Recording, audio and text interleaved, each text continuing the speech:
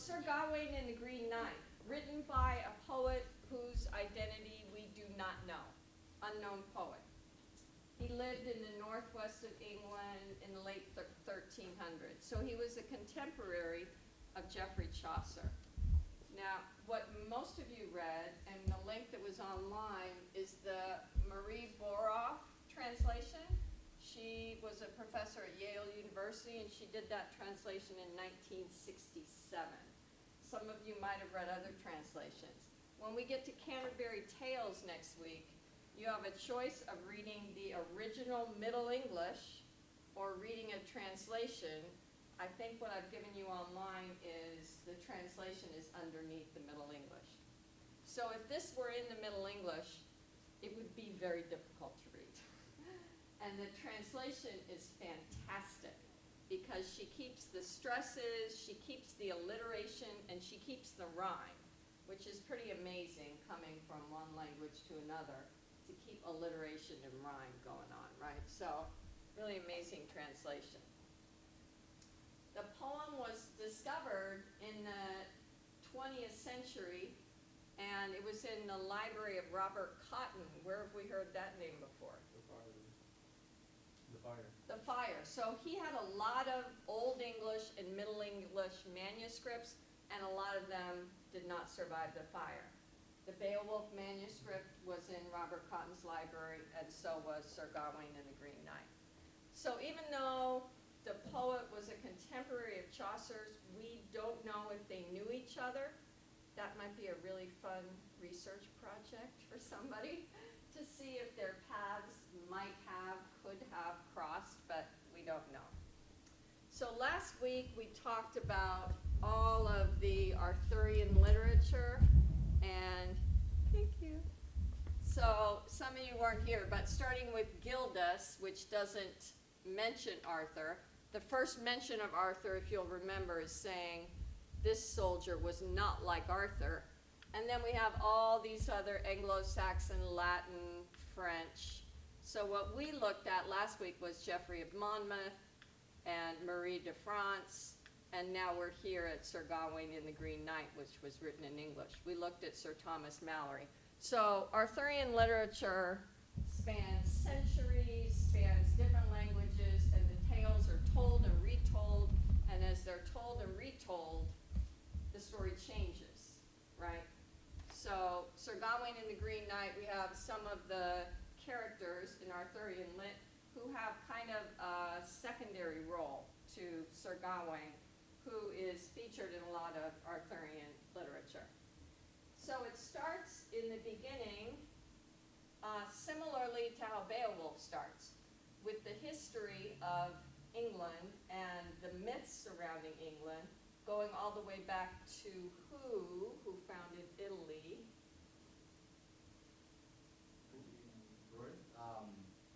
Aeneas, right? So going all the way back to Aeneas, his grandson Brutus, going all the way down to Arthur. Since the siege and assault was ceased at Troy, 4 stresses with it doesn't have an obvious caesura like Beowulf did, but there is the front part of the sentence and the last part of the sentence. There's 2 stresses in the front part and 2 stresses in the back.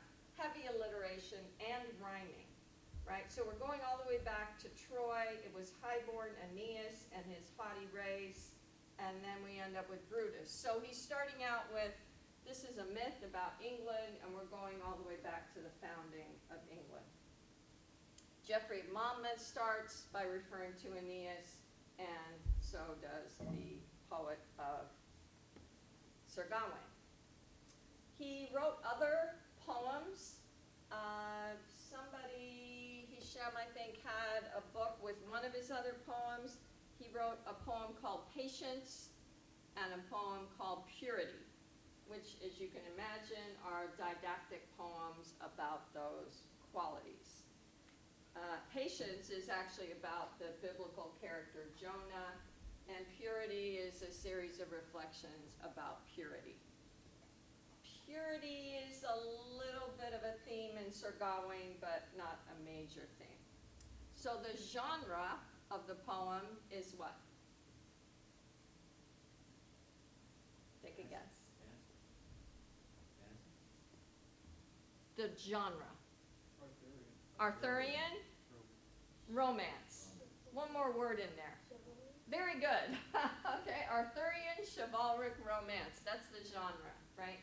We're doing a lot of different genres in this class, and one of the learning outcomes is to be able to identify a genre and to differentiate it from other genres. So this is Arthurian chivalric romance. There's a lot of Arthurian literature. Some are romances, some are chronicles or histories. As we said, Geoffrey of Monmouth wrote the history of the kings of England, which is just slightly suspect when you have magical characters like Merlin in a history, but that's what it is. So we have supernatural elements. People don't normally get their heads cut off and pick them up and the head's talking, so we have supernatural elements. There are sexual undertones, overtones, which are prominent. And some of the elements would follow previous poets like Chrétien de Troyes, who we talked about last week. So there's a very high value on knightly characteristics, like. What are the characteristics of the Arthurian knights? They're honorable. Honorable. Loyal. What else? Pious. Very pious. Pious. What else? Prideful? Maybe, but they're not supposed to be. They should be humble, right? And this idea of troth, T-R-O-T-H, which is a combination of fidelity and honesty and loyalty. In the old wedding vows, you would say, I pledge you my troth, right? It's a Middle English word, but it has all of those connotations. And that is the test that he is put to near the end that he fails. So there's a lot of details. You may have skipped over some of those. Don't tell me if you did. There's a lot of details. The only thing that goes pretty quickly is his traveling to the castle. We have a lot of details about what the Green Knight looks like. Obviously, he's green. Everything he's wearing is green. His horse is green. So that's a little unusual. So that's described in detail. Sir Gawain's, what he's wearing is described in detail.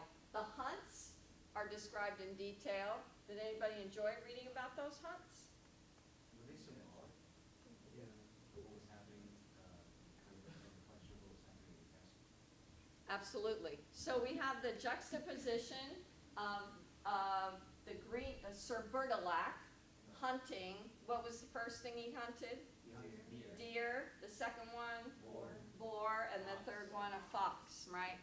And right next to that is the lady hunting him. there you So go. first she hunts him like a deer, then she hunts him like a boar. The second time she's more aggressive.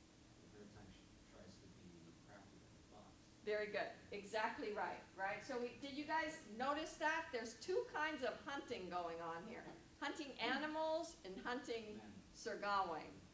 And the way that it's written, it just quickly switches. So if you were, I think a movie was made about Sir Gawain. But if you were filming it, it would be like, there's hunting, switch, automatically. You're in the bedroom, right? That's kind of how you would film that. So there's three main subplots. There's the beheading game. Now, so you have this axe, and you may cut me wherever you want. Did he have to cut his head off? No. No. But doesn't That's what he Green was Knight like prison? He did. He didn't have to cut him there, and he didn't have to cut his head off. So that was a choice, right? And then once he realized that the Green Knight survived it, he knew that in a year he was probably going to get his head cut off, right? So are there any other similarities to this beheading game? Are there any similar games that you can think of, even semi-contemporary? Brian? I was gonna say, you mean like games now? Yeah. Like, I was gonna say like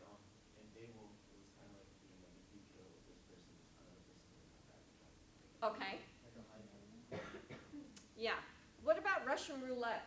Oh, yeah. What is that? So there's a loaded gun, but there's not a bullet in every, whatever it's called. Every chamber. Every chamber, thank you, and you turn it, and I'll let you shoot me, and then I could, so that's very similar to the beheading game, right? Then we have the temptation story. Where have we seen a temptation story in literature? Okay, give me an example. Gilgamesh? Good. What is he tempted? Okay, so Enkidu was tempted. Good, very good. Where else do we have a temptation story? Oedipus with Circe. Okay. She's known as the temptress. She tempts people in equality. Oedipus or Odysseus? Odysseus, sorry. Oh, okay. Sorry. Odysseus has a lot of temptations. He gives in to all of them until the very end with Nausicaa. And I think he's thinking 10 years of sleeping with other women is going to get wiped out if I don't sleep with this one woman. I don't know. But Nausicaa, who is on the island where he eventually lands and is beautiful, and he comes out of the sea, probably like Jonah, like smelling terrible and like, you know, naked, and this gorgeous young woman, and he doesn't sleep with her, even though the king offers her, here, take her. No, I'm going home to my wife. I shouldn't smell like another woman, you know. So where else is there temptation? Adam and Eve? In the Iliad, when Aeneas is in Carthage, he's tempted to stay with Dido. Good. And does he? No, he's not. He does not. He goes. And what does Dido do? She kills herself. becomes really dramatic and kills herself and says, "Curse our progeny." Yes. Okay, good. So there are a lot of temptation stories in literature. And then the last one is the exchange of winnings. I don't have an example for this. Does anybody have an example of, you give me this and I'll give you what I've earned? Exchange of winnings. So these are common motifs in the Middle Ages in literature. So these are all three in this. And what did we say a writer is in this time period? What are the characteristics of a writer? It's not like a contemporary writer. It's not their career. What else? Kind of like historians, in the sense they're keeping the story alive and they're teaching it and telling it to other people. So they're historians, they're keeping stories alive. Are they considered imaginative, original, this came out of my head kind of stories? No, he's taking Celtic myths, other legends, previous literature, and kind of recreating it. It's not creating out of nothing, it's creating out of something, right? So he's weaving these tales through other stories that have already been told. So then we already talked about the hunting. So Sir Gawain is when you see the Green Knight, he's out and he's racing, and there's a lot of other men, and they're having a great time, and they're chasing, and there's no boundaries. And then you see Sir Gawain, and he's hedged in this bed, and then the woman sits on it, and he can't move anywhere, right? So they just juxtapose these two scenes brilliantly. And Sir Gawain has a reputation. So what do you know about Sir Gawain's reputation, just from what other people say about him in the poem? The ladies love him. The ladies love him, and he loves the ladies. So she thought that, Sir Bertilac's wife thought she would be successful in seducing him. I think she thought that. Do you think Sir Bertilac was in on it? Yeah. Yeah. He's amusing them. Professor, I was going to ask, so it was Sir Bertilac the entire time when he first entered Yeah. King Arthur's castle, Yeah. right? Okay. He was definitely. He was just like bewitched by Martin Lefay. Right, exactly. And That's- he admits it at the end, like, oh, it's fine, Yeah. everything. Yeah, that's why nobody likes Morgan Le Fay. So what mistake did Sir Gawain make He took the third time? He didn't give him the curve. didn't exchange his winnings. So he's kissing Sir Bertilac, 1 kiss, 2 kisses, 3 kisses, and Sir Bertilac's like, who'd you get those kisses from? He said, I don't have to tell you, that wasn't part of the deal, right?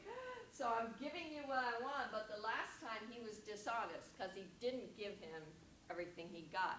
Now, we'll talk more about this, and this is a possible project for your group project, which is this Order of the Green Garter. In this, it's the Green Girdle. That still exists today. And so the royals, Prince Charles and William, and I think there are up to 100 people. I'm not sure if any women are allowed to be in it. They still have the Order of the Green Garter. So that's kind of fascinating. And that predates this, so this is not the original story of the Green Garter or the Green Girdle. So he withholds it. Does it save his life? Saves his life, but at a cost.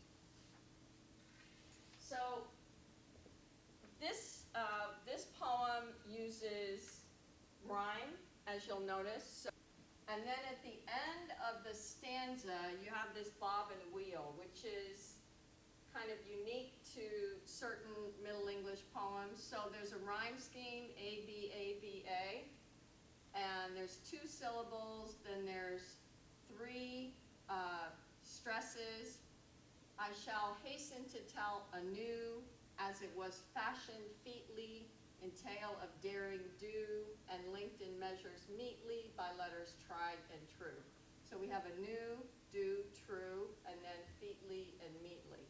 So this is the bob and this is the wheel, right? So a different kind of rhyme. So I'm gonna move over to a brief outline of Sir Gawain and the Green Knight. So we're in Camelot, right, on New Year's Day, and we learned a little bit about Camelot last week, King Arthur's court, a lot of stories about Camelot. And so in the beginning, King Arthur asked for a new and exciting story. And how does King Arthur seem to you in the beginning of the poem? He loves parties. And I would say that he came off a little sort of childlike, Yeah. innocent. yeah, actually a little ADD. I can't sit still. I gotta have something exciting happening. What's going on? Come on, right? So a Green Knight rides in, just comes in, all the way in, and says, let's have a friendly Christmas game. So this is the beheading game. Somebody can strike me, and in a year I will strike them. Who originally takes this up? King Arthur. And then what happens? Sir Gawain. Sir Gawain, which is a very chivalric thing to do, says, no, we can't let our king do this, so I'll do it, right? Arthur almost accepts. Gawain steps up and beheads the Green Knight. So all the men are sitting here, the head is rolling on the floor, blood is gushing out, and everybody's like, well, I guess that's the end of that, until he bends over and picks up his head, and the eyes on the head open and start talking. Okay, I'll see you in a year. So a year has passed, and we'll talk about that passage of time and how that's related in the poem. And he goes to find the Green Chapel, and he stumbles across this castle, but he doesn't really stumble across it. What happens right before he sees the castle? So his journey is like terrible and really he's like exhausted. So he prays to Mary and Jesus for like something to help him out. And then he does the cross like almost 3 times, but it was like before the 3rd time that he actually saw the castle. So his prayer was answered. Okay, so he's praying, and we'll also talk a little bit about the pentacle, the shield of Sir Gawain, that, and the significance of it, the 5 points, 5 characteristics of a knight, the 5 wounds of Christ, and the Virgin Mary's on the back side of it so he can see her as he's going out to battle. So there's a lot of symbolism in his shield. So Bertilac says he's a very good host. He gives him lots of food and good company, and he says, let's play a little game. His second idea of a game, right? Whatever I win, I'll give you. Whatever you win, you'll give me. Okay, sounds like a good idea. So we have 3 days. The first day, Lady Bertilac kisses Gawain, and Gawain gives Sir Bertilac the kiss. The knight gives him the deer. Second day, he gets 2 kisses, and he exchanges a boar. The third day, he gets 3 kisses and the girdle of immortality, but all Gawain gives Sir Bertilac is the 3 kisses. He keeps the girdle. So now he's going off to meet the Green Knight. How far away is the Green Chapel from Sir Bertilac's castle? 2 miles. So that gives you a hint that, I mean, if at that point you didn't know that Sir Bertilac was the Green Knight, you might start thinking around then, wow, it's right here. Maybe it's the same guy. I thought they was like all the time just to catch Sir Gawain at first. I thought Bertilac was in on it too. Oh, okay. He was in on it, all right. So he wears the girdle of immortality to the chapel, and I think this is a slightly exaggerated picture of the Green Knight, but he swings twice. He does him very little damage, just kind of nicks him. Anyway, he shouldn't have really swung twice. He only had 1 swing, right? But he swings twice, and the third time, so he actually got 3 swings when he should have only had 1. And then he transforms back into Sir Bertilac. Oh my God, it's you! Wow, who knew? And explains that this whole thing was a plot of Morgan Le Fay, who in most accounts is King Arthur's half-sister, right? Both have King Uther as their father. So he is really embarrassed because he realizes that even though he thought he passed a test, he actually failed the real test. And he's ashamed to go back. He doesn't want to see this green girdle anymore, but they all welcome him back and say, we're all going to wear it. And I think feeling a little bit like, that's nice, he's not as perfect as we all thought he was. He's more like us. So they all wear this green sash to remember his adventures. And that's the end. You can turn it off. So we will take a break and